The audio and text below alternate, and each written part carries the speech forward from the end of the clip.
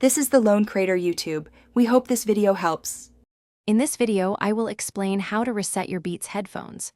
Resetting can resolve many common issues like connectivity problems or audio glitches.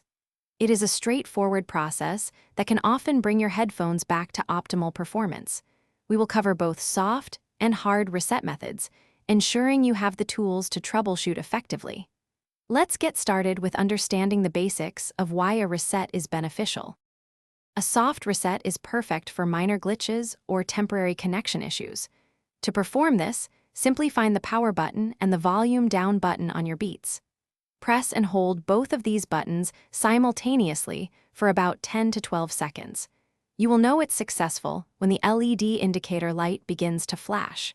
This usually clears up small problems without erasing your settings.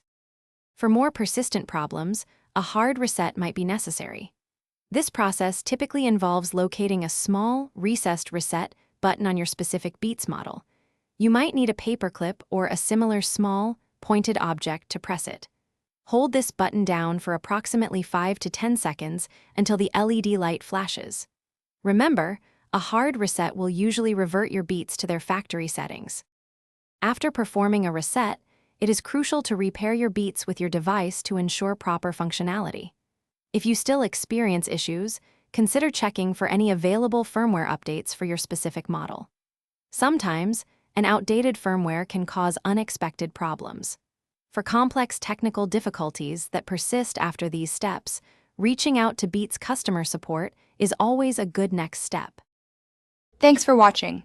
Consider subscribing if we helped you.